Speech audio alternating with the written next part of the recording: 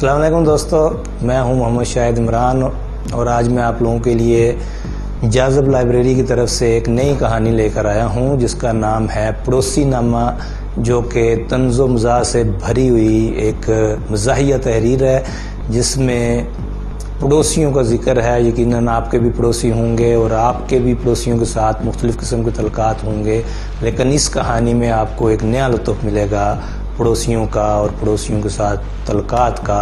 تو چلیے جاذب لائبریری میں چلتے ہیں اور آج کی مزاحیہ کہانی پڑوسی نامہ سنتے ہیں۔ ایک دھڑلے کے طوفانی عشق کے بعد ہمارا نکاح بلقیس بیگم سے ہو گیا اور ہم بھی ان چند خوش نصیب لوگوں میں شامل ہو گئے جن کو محبت میں کامیابی کا سکھ ملتا ہے۔ 5 سال میں ہی ہم نے اپنی فیملی مکمل کر لی۔ 2 بیٹے اور 1 بیٹی اچھی پرورش کے لیے کافی تھی اور یہ فیصلہ ہمارا مشترکہ تھا کہ اب بس 3 بچوں کی پرورش کا حق ادا کر لیا تو سمجھیں گے سرخ روح ہو گئے۔ گھر کا ماحول مکمل طور پر بلقیس بیگم کے کنٹرول میں تھا، جن کی اداؤں کے ہم ایسے اسیر ہوئے تھے کہ غلامی بھی قبول کر لی۔ ہماری غلامی کوئی باقاعدہ پڑھی لکھی غلامی نہیں تھی اور نہ ہی ہماری بیگم نے کبھی ہم سے ہزارے غلامی کیا تھا، لیکن ہم خود کو کبھی کبھی اچھے بھلے غلام تصور کر لیتے تھے، خصوصاً تب جب ہماری ایک نہیں چلنے دی جاتی تھی اور بلقیس بیگم اپنی منوا کر ہی دم لیتی۔ نہیں، وہ کوئی ضدی سرپری یا اکڑو خاتون نہیں تھی جو اپنی ہر جائز ناجائز بات منوانا اپنا دھرم سمجھتی ہوں، بلکہ وہ ایک انتہائی خوش اخلاق، خوش زبان اور سخی دل کی مالکن تھی جن کے اصول مسلم تھے اور ہم میں ہمت نہیں تھی کہ ان کے اصولوں کی پاسداری نہ کریں۔ وہ ہر کام سلیقے سے کرنے کی عادی تھی، جبکہ ہماری زندگی میں کوئی سلیقہ تھا ہی نہیں۔ شادی سے پہلے ہم اچھے بھلے اجاڑ ہوا کرتے تھے۔ ہماری کھردری زبان کی وجہ سے بڑے بڑے جھگڑے مارزے وجود میں آئے اور ہمیں دست و گریباں بھی ہونا پڑا، لیکن بلقیس بیگم کی زندگی میں آنے ہی ہم یکسر بدل گئے۔ انہوں نے پہلے ہماری زبان کا کھردرا پن کم کیا، پھر اٹھنے بیٹھنے کا سلیقہ سکھایا، کھانے پینے کے آداب سکھائے، غرض کہ ہماری زندگی کے ہر پہلو کو بدل کر رکھ دیا۔ ہم سہولت بھی گئے اور شکر گزار بھی ہوئے، لیکن اتنی مواصلت اختیار کر لینے کے باوجود ہمیں ان سے اختلافات بھی تھے جن کو وہ خاطر میں نہیں لاتی تھیں اور ہمارے پاس خاموشی کے سوا کوئی راستہ نہیں بچتا تھا۔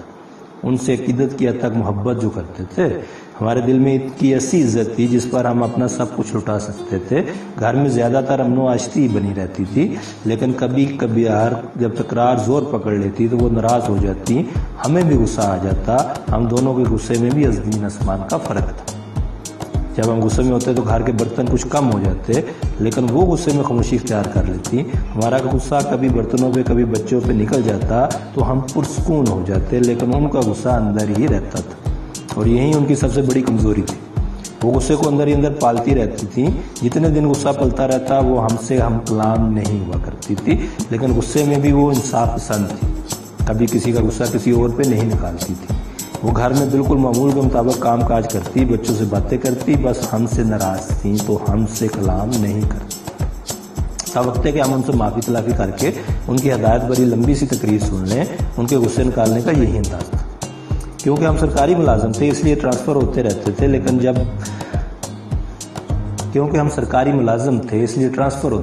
تھے، لیکن ہم جہاں بھی ہوتے رات کو گھر واپس ضرور آ جاتے۔ کہہ لیں کہ بلقیس بیگم کو دیکھے بنا ہم نے سکون نہیں ملتا تھا۔ بچوں کے ساتھ چند پل گزار کر سارے دن کی تھکن ختم ہو جاتی تھی، مگر سرکار کو ہمارا یہ سکون شاید پسند نہیں تھا کہ اس بار ہماری ٹرانسفر دور دراز کے قصبے میں کر دی گئی۔ ہم ویکسینیشن انسپیکٹر تھے اور پولیو کی مہم کی نگرانی کرتے تھے۔ پنجاب کے پسماندہ سے علاقے کا ایک قصبہ اتنی دور تھا کہ ہم روزانہ تو کیا ہفتے کے آخر میں بھی مشکل گھر واپس آ سکتے تھے۔ سرکار کو متعدد بار درخواست دی کہ ہمیں اتنی دور نہ پھینکا جائے، لیکن کوئی سنوائی نہ ہو۔ جیسے تیسے ہم نے 1 ماہ نکالا، لیکن گھر کی یاد ہمیں کسی پل چین نہیں لینے دیتی تھی۔ ہم نے اس مسئلے کا یہ حل نکالا کہ اپنی فیملی کو بھی اسی قصبے میں کرائے کا مکان لے کر شفٹ کرا لیجیے۔ جب ہم نے بلقیس بیگم سے بات کی تو خلاف توقع وہ مان گئی۔ تب ہمیں اندازہ ہوا کہ صرف ہم ہی نہیں، وہ بھی ہمارے بنا اتنے دن نہیں رہ سکتی۔ قصبے کی آبادی کافی تھی، ایک چھوٹا سا بازار بھی تھا اور تقریباً تمام سہولیات میسر تھیں، اس لیے رہائش بدلنے کا ہمیں زیادہ افسوس نہیں ہوا۔ غربی محلے کی ایک تنگ سی گلی میں ایک نیا تعمیر شدہ مکان کرائے پہ مل گیا، جس کا کرایہ معقول ہونے کے ساتھ ساتھ بجلی گیس کی سہولت بھی موجود تھی۔ دستور زندگی گامزن تغیر تھا اور ہم مطمئن تھے کہ چلو شہر جیسی زندگی نہ سہی لیکن پرسکون اور سادہ زندگی تو میسر آئی۔ بڑی بچی اور منجلے بیٹے کو قریبی اسکول میں داخل بھی کرا دیا اور ہم بھی بے فکر ڈیوٹی انجام دینے لگے۔ بلقیس بیگم اس دلی سے بہت خوش تھیں، انہیں یہاں کے لوگ، یہاں کا ماحول بہت پسند آیا تھا، اور جب ہم شام کو گھر پہنچتے تو روز محلے کی کوئی نہ کوئی دلچسپ کہانی ہمارا انتظار کر رہی ہوتی۔ جلد ہی ہماری جان پہچان بھی قصبے کے ہر خاصوام سے ہو گئی، یوں کہہ لے کہ یہاں ہمارا اور ہماری فیملی کا دل کافی حد تک لگ گیا۔ حلال روزی اتنی تھی کہ گھر میں کسی چیز کی کمی نہیں تھی، ایک آسودہ زندگی گزار رہے تھے۔ ہمارا معمول یہ تھا کہ دن کے وقت ہم گھر کم ہی ہوتے تھے، چھٹی والے روز بھی اتنے کام ہوتے تھے کہ دن گھر سے باہر ہی گزر جاتا۔ تو شام کو جب ہم گھر واپس داخل ہوتے تو کچھ دیر کے لیے خاموشی چھا جاتی، بچے ایسے چپ ہو جاتے جیسے ان کو بات کرنے کی عادت ہی نہ ہو۔ بلقیس بیگم ہمارا بستر سیدھا کرتی ہیں اور بچے ہمارے پاس آ کر بیٹھ جاتے۔ ہم ان سے دن بھر کی سرگرمیوں کا پوچھتے، تعلیم کا پوچھتے، اور چھوٹے بیٹے کے حرکات دیکھ کر بہت خوش ہوتے جس نے ابھی چلنا سیکھا تھا۔ پھر کچھ یوں ہوا کہ ہمیں 3 متواتر چھٹیاں مل گئی۔ ہم ابھی چھٹیوں کو بھرپور طریقہ سے گزارنے کا سوچ ہی رہے تھے کہ ہمیں بخار نے پکڑا اور ہم بستر کے ہو کر رہ گئے۔ پہلی چھٹی ہفتے کی تھی، ہم کام کی طرف سے بے فکر تھے اور کچھ طبیعت کی ناسازی تھی کہ صبح دیر سے ہی اٹھے۔ بخار اور جسم درد کی وجہ سے ہم میں کچھ چڑچڑاپن پیدا ہو گیا تھا، اس لیے کچھ بھی اچھا نہیں لگ رہا تھا۔ ناشتہ بھی برائے نام سا کیا اور دوائی کھا کر پھر لیٹ گئے۔ گرمی کا موسم تھا، اس لیے چارپائی ہم نے صحن میں لگا رکھی تھی جو اوپر سے چھتا ہوا تھا۔ سیڑھیوں کے ساتھ ہی گھر کا مین گیٹ تھا جو عموماً اندر سے بند ہی رہتا تھا۔ ہم ابھی لیٹے ہی تھے کہ مین گیٹ پر زوروں کی دستک ہوئی۔ ہم ہڑبڑا کر گیٹ کی طرف دیکھنے لگے۔ بڑی بچی نے گیٹ کا چھوٹا دروازہ کھولا اور ایک 1.5 عمر کی عورت دندناتی ہوئی اندر داخل ہو آئی۔ ہمیں دیسی سا سلام کیا اور کچن میں بلقیس بیگم کے پاس چلی گئی۔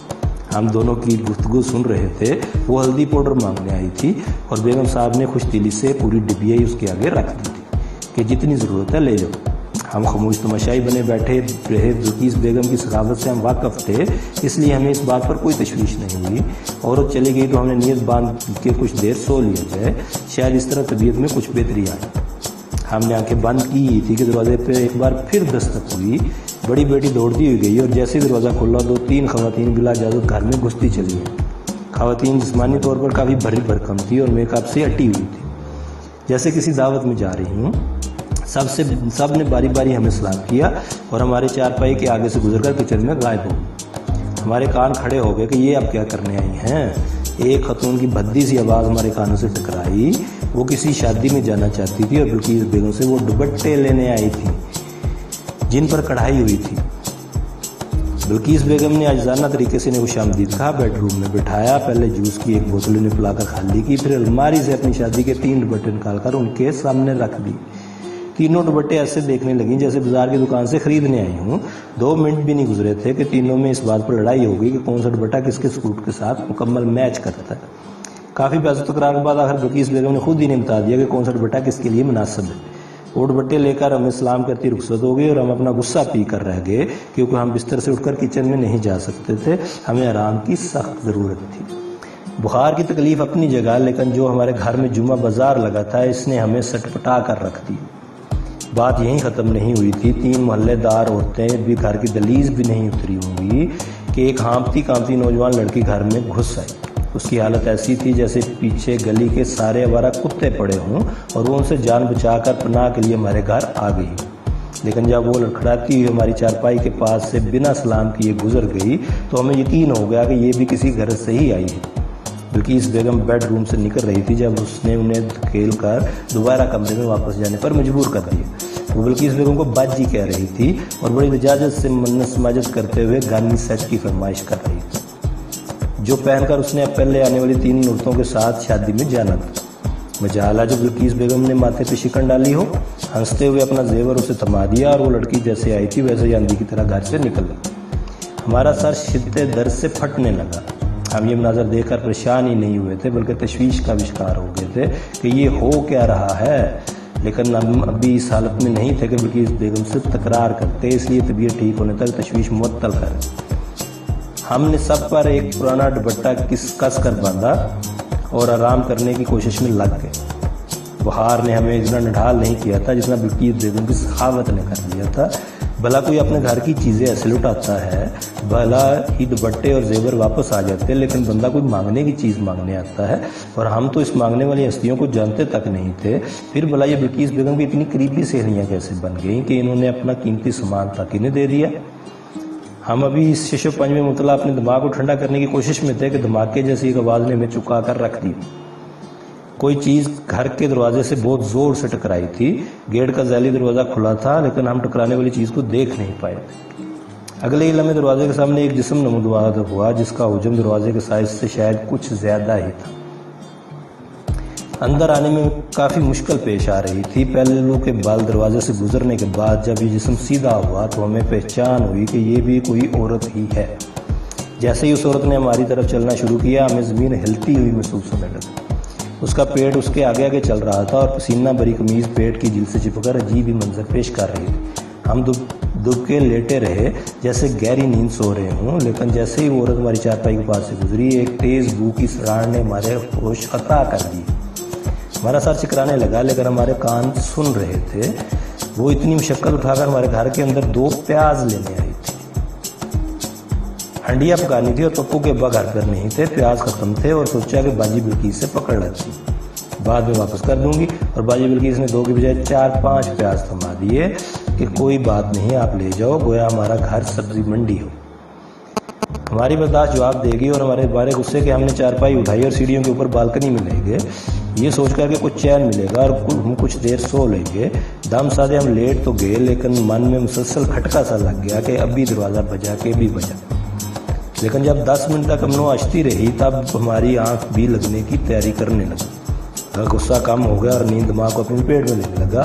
ہم شاید سو گئے تھے، لیکن گہری نیند نہیں، کیونکہ دروازے پر ہونے والی دستک ہم نے سن لی تھی۔ بالکنی سے دروازہ بالکل قریب تھا، اس لیے آہستہ سے ہونے والی دستک بھی ہم تک پہنچ گئی تھی۔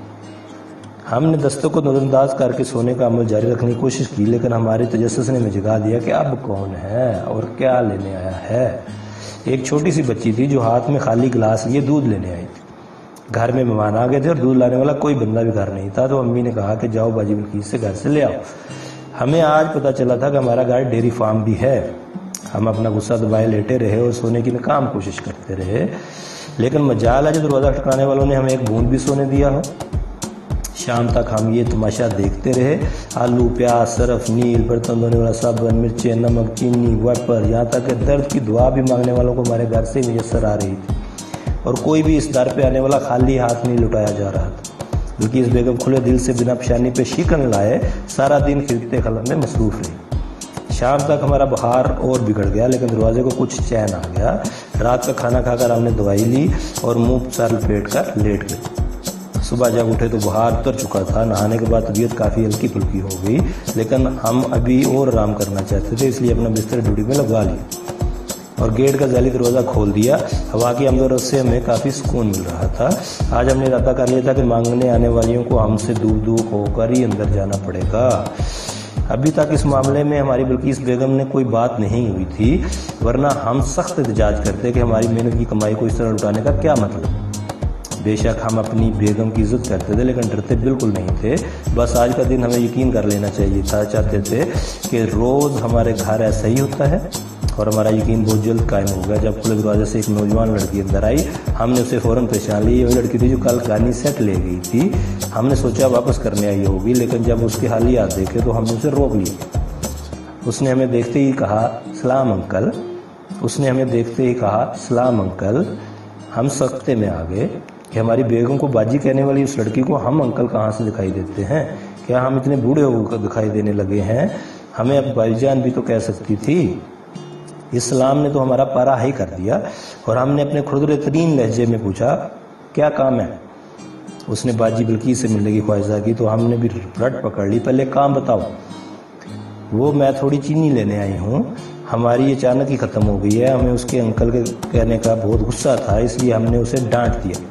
چینی لینی ہے تو کسی کرانے کی دکان سے لاؤ، یہاں چینی کا کوئی گودام کھلا ہے۔ ہماری بات ابھی پوری ختم بھی نہیں ہوئی تھی کہ بلقیس بیگم چینی کا ڈبہ اٹھائے ہنستی ہوئی وہاں آ گئی اور الٹا ہمیں ڈانٹ دیا۔ آپ بھی کمال کرتے ہیں، بچی کو ڈرا ہی دیا آپ نے، دیکھے کتنی سہم کی، اور ڈبہ کھول کر لڑکی کے آگے کر دیا۔ جتنی ضرورت ہے لے لو۔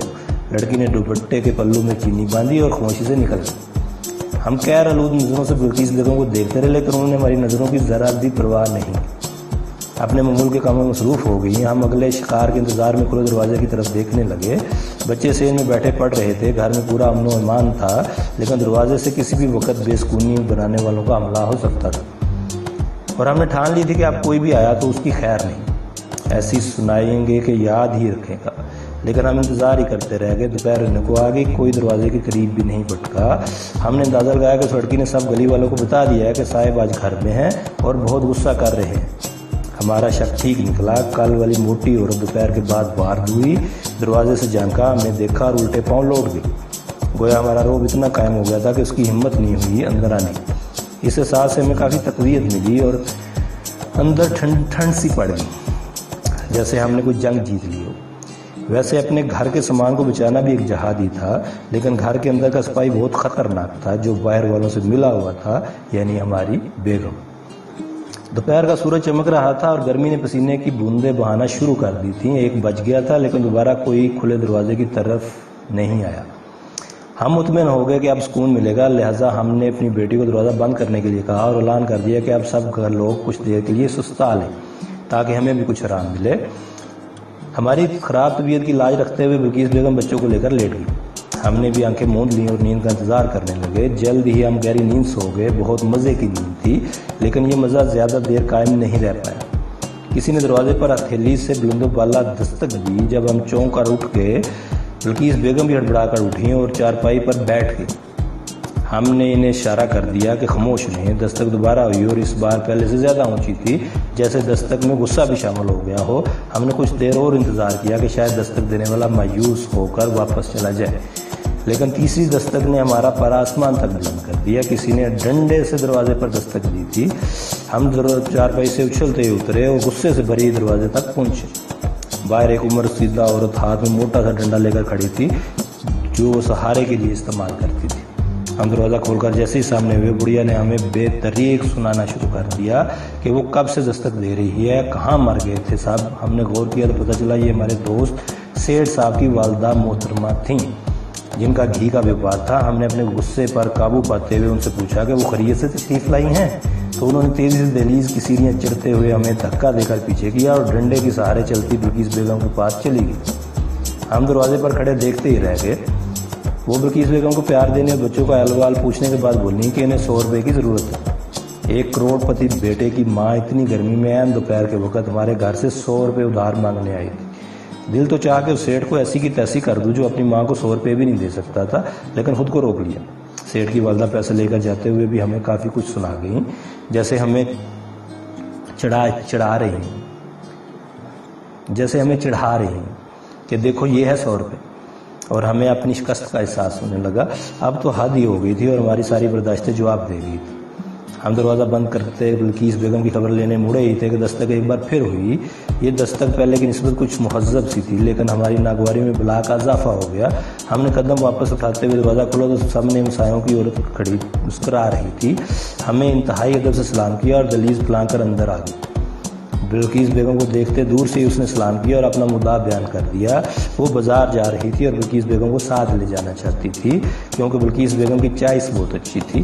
گرمی سے بے نیاز اس مخلوق نے نہ جانے بلقیس بیگم پہ کیا پڑھ کر پھونکا کہ وہ فوراً تیار ہو گئی۔ ہمیں بتایا کہ بازار جا رہی ہے، آپ بچوں کا خیال رکھنا، اور نکل گئی۔ بلقیس بیگم تو چلی گئی، لیکن ہم پوری طرح جاگ گئے۔ اب ہمیں اگلے شکار کا انتظار تھا، اس لیے ہمارے تمام حسیات سمٹ کر دروازے کی دستک پر مرکوز ہو گئے۔